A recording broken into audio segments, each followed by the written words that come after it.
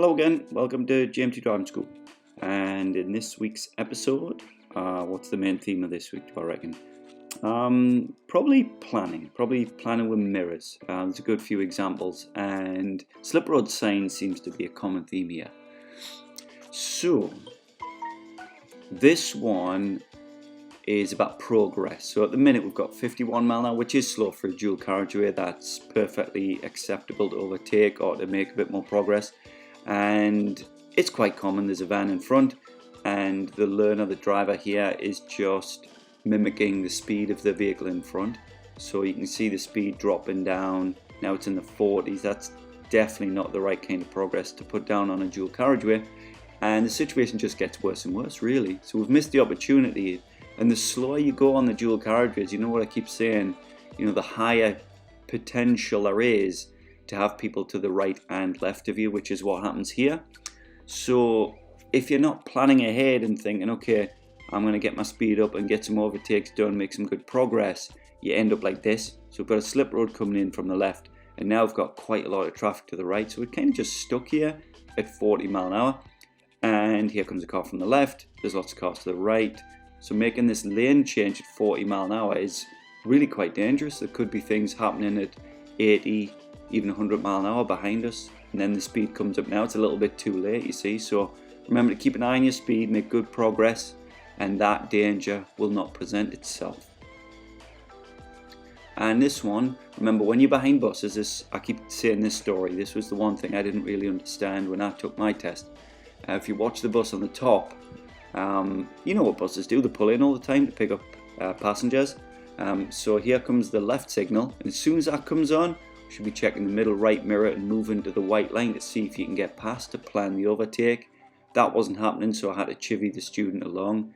And this is a person who is coming up to that test, so they just need to remember, or everyone needs to remember, to plan for the overtake when it comes to buses. If you wait behind the bus, you might fail because you're not making adequate progress. Okay, progress is getting down the road in an appropriate way.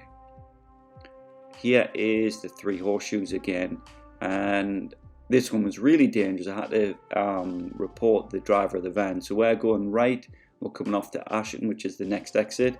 As we check the mirrors and put the signal on here, the van starts to undertake, and that is very close. So that's really dangerous driving, but the plan B is to continue around. So the learner's doing a good job with that. Here's a couple of clips about slip roads. Alright, slip roads don't always look the same, and this one is a very common error.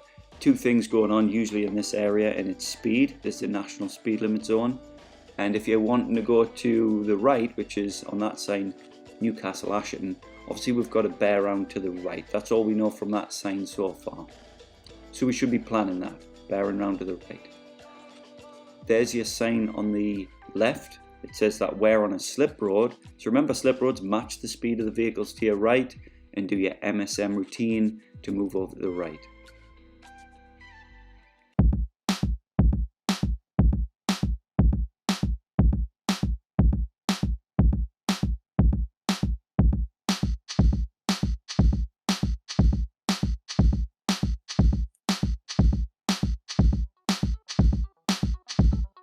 So making a lane change on this slip road here at 20 odd mile an hour is pretty dangerous. Just like before, the chances of having to interact with someone to your right is really very high now, alright, because they'll be doing their normal 55, 60, 65, and you're doing in the 20s, the chance of interacting with them are, quite high. So you'll have to be careful of that.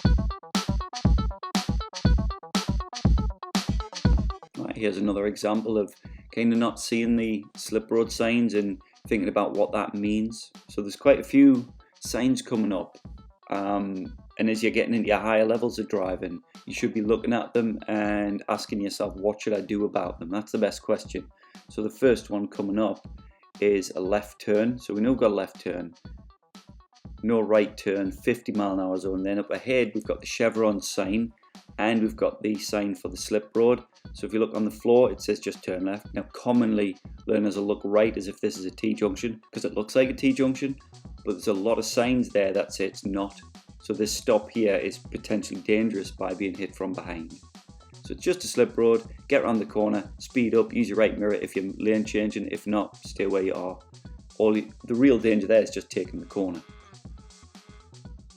Here's one people don't see very often, that's why I like this one. It's not an error or anything, but I did get the student to stop on this one. So remember in your theory, if you see a large vehicle turn into your road, they'll need space. So you'll want to stop a little bit early.